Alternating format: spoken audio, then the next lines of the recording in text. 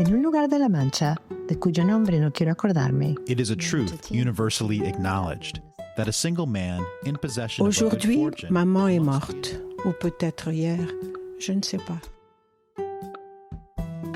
Welcome to the Spoken World podcast as we embark on Season 2. I'm Christopher Kenneally, the show's host and chief correspondent.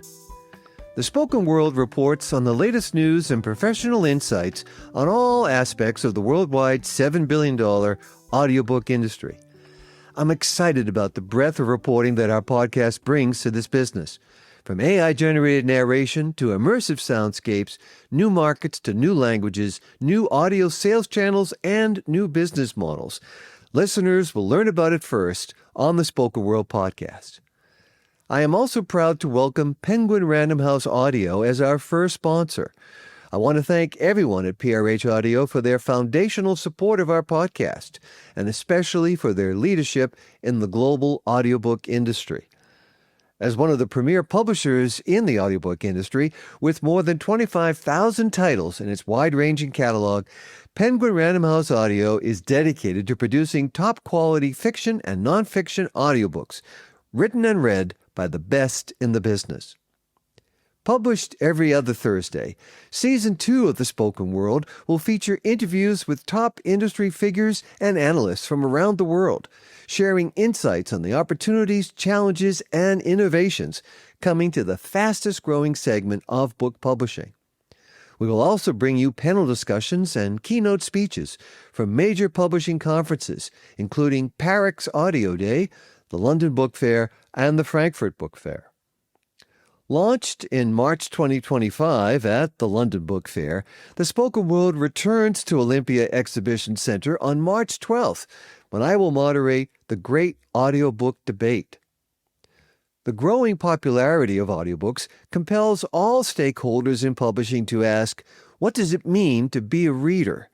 In 2026, the UK's National Year of Reading is the right moment for this important conversation. Framed as a friendly debate, the panel discussion will explore the role audiobooks can play in ensuring a future for reading among everyone. To prepare for the Great Audiobook Debate, I spoke in Madrid 2 weeks ago with Luis González, a co-organizer of the Parix Audio Day Conference and managing director of the Fundación Germán Sánchez Ruipérez. A hearty defense of book reading is crucial, and Luis's role at Madrid's Casa del Lector, the reader's house, affords him a distinctive perspective on whether listening to a book is the same as reading it. Luis González, welcome to the Spoken World podcast. Thank you very much, Chris. It's great for me to talk in your program. The Parix Audio Day Conference, sponsored by the Foundation, focuses on audiobooks. Your work mostly makes you a student of book reading, though. Based on your research, what distinguishes reading from listening? Well, even before our research, I would say that all the reports are explaining something that is quite logical to understand. Listening is something natural. It's something natural for our brain. Reading is not, because reading is something that we could consider like a human technology, as Walter Ong explained. The brain must build from scratch when we want to read, and needs to activate different brain areas, which is different because reading involves also visual, linguistic, and executive networks that are more than the areas concerned in the case of listening. So, for instance, listening bypasses visual areas of the brain. This is the most important reason why we consider reading and listening different activities, but in the case of audiobooks, complementary activities, which is very interesting for us. Why do you think it's important to draw a clear line between audiobooks and traditional book reading? What happens when we blur these boundaries that you're speaking of between traditional reading and audiobooks? First of all, reading trains the higher order thinking, some kind of analytical thinking. which is very important. And the reader controls the text, the listener follows it. So reading allows us to stop, to revisit, and reflect at our will. Audiobooks kind of impose the rhythm, something linear, and is something external. And we have the challenge to understand that are different things, because during these last years, all the differences are kind of blurring, and we need to have different categories, because then we can work in a different way. The consequences of mixing everything is that we are clumsy when we try to, for instance, promote reading, because we are doing things that could be misguided. What would be a useful taxonomy of reading? I think the question is important because it asks about the categorization of reading practices that we're discussing, and you're telling me that different types of reading are what distinguishes today's media landscape. Yeah, taxonomy could be very useful, because as all the content world has expanded so much, as I mentioned before, the differences are disappearing. So we need to explain that there are different situations for reading, forms of reading, and purposes for reading. What I mean is that situations could be different. Could be that you are reading at home in a Saturday afternoon, or you are reading in the underground, traveling to your office. The forms are different.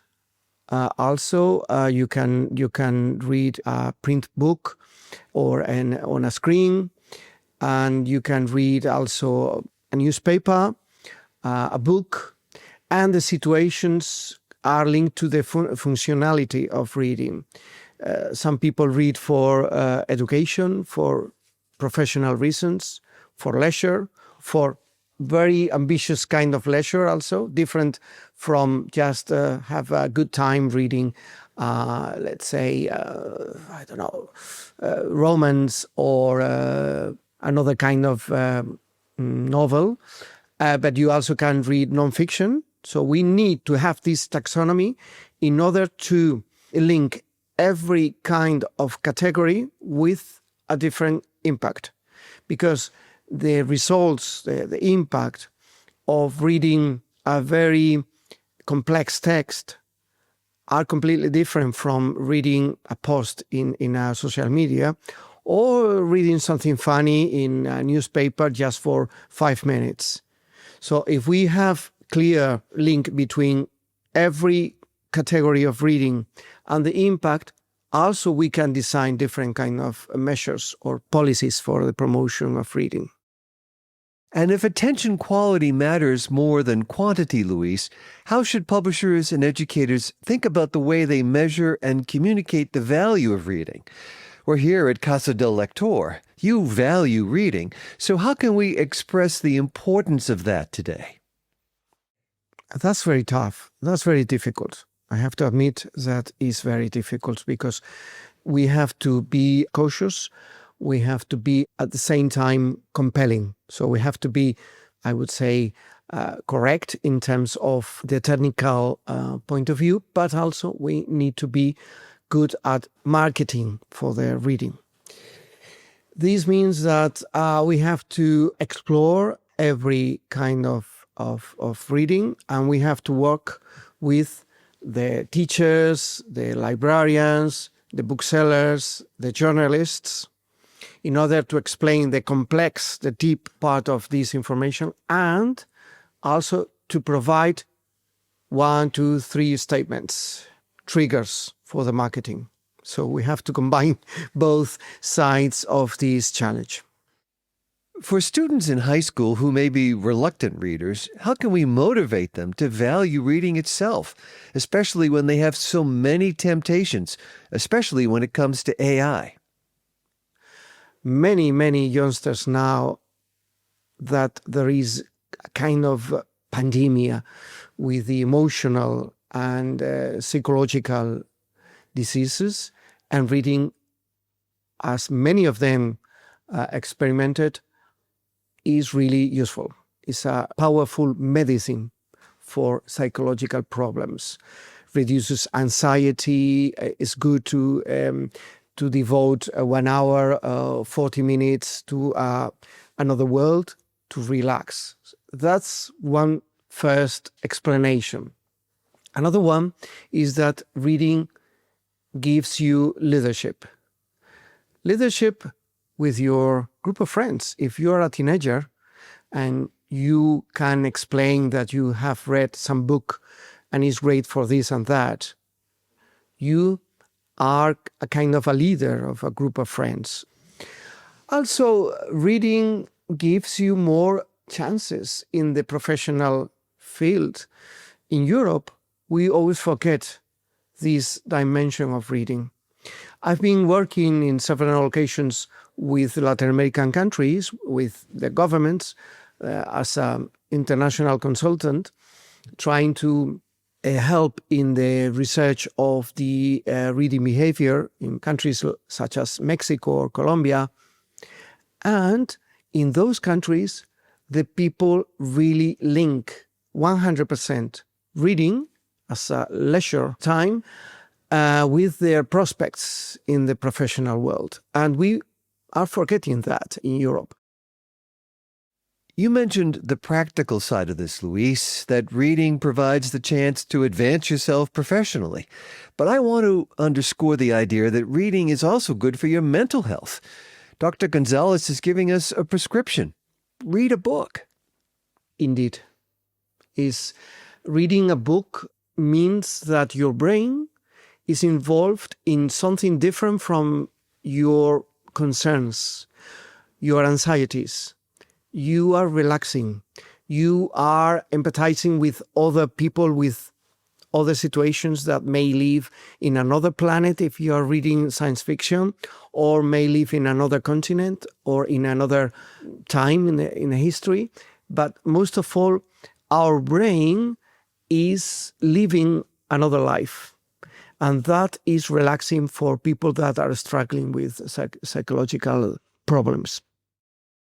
AI, artificial intelligence, has been compared to earlier transformative shifts in communication, similar to the invention of writing, for example. How do you see AI reshaping the future of reading and of authorship? I'm not sure. I have to admit that I'm not sure, because I have more feelings than certainties. I think it's too soon, too early.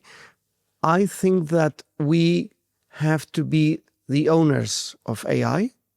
If AI might be, let's say, a horse, we have to ride the horse. And that's very important. Secondly, we have to understand what AI is and what is not. AI is not a person. A lot of young people are personalizing AI. Also, AI is not an author, but can help the authors. We want to have a society with people very skilled and competent to work with AI, but to provide a unique approach to everything, to information, for instance, to knowledge.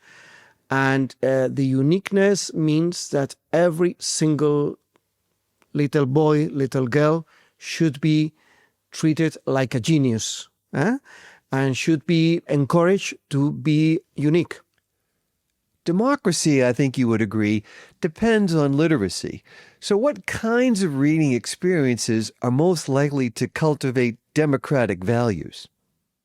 Our foundation is part of initiative sharing this undertaking with Mainz University, World Expression Forum in Lillehammer, Norway, with Perugia University and Ljubljana University. And the motto, the name of this initiative is Democracy Depends on Reading. So we are really convinced, meaning that written language reshapes the thought. again, I will mention again Walter Ong. He wrote an amazing book that changed my professional life in the 80s, in the beginning of the 80s, when the first computers spread in the USA. Ong explains how literacy is not just a medium, but a cognitive transformation that fosters abstraction as a way of thinking, analytical distance from the content, from the speeches, from the texts, and is something interior, meaning that this kind of reader that is ambitious and confronts with the text and could agree with some part of this, let's take completely different political texts. No, let's say that I can understand some of the ideas of Karl Marx, the analysis of the economy, and the way of how complexity and the role of the media production are so crucial, I think are right. But at the same time, I understand that there are ideas in Hayek, views about economy that are correct. And of course, all the criticism written by Karl Popper against Marxism or totalitarianism in general terms are completely correct. Because I sit in my chair, I read this text, I relate to other one, I compare with the ideas of Plato, Aristotle. I can do that, and I want that our policy making is focused on provide this kind of approach, which is meaning a normal citizen in a normal democracy. And what worries me is that when I read the newspapers, I feel that democracy, as we understood in democracy when I was young, and I studied law, and I read Popper and such, is not anymore the standard. It's not anymore the normal situation. And I think reading has a crucial role in this situation, because people need to be away from polarization, need to be more rational. And if you read a lot of books, your analytical thinking will be much more strong than somebody that only listen to this politician and the other one and this, I don't know, journalist. So I think that we are in a pivotal moment of our society. And in this pivotal moment, reading will play a key role. Luis Gonzalez, Director General of the GSR Foundation, thank you for joining me. It was a real pleasure speaking with you today on the Spoken World podcast. Thank you very much for being in Parix Audio. That's all for now. Our producer is Jeremy Brisky of Burst Marketing. Rob Simon is our executive producer. With support from Penguin Random House Audio, the Spoken World podcast covers the latest news in audiobook publishing and features exclusive interviews with audiobook industry leaders, analysts, and innovators. Learn more at spokenworld.media and subscribe on all major podcasting and streaming platforms. I'm Christopher Kenneally. Join me again soon on the Spoken World.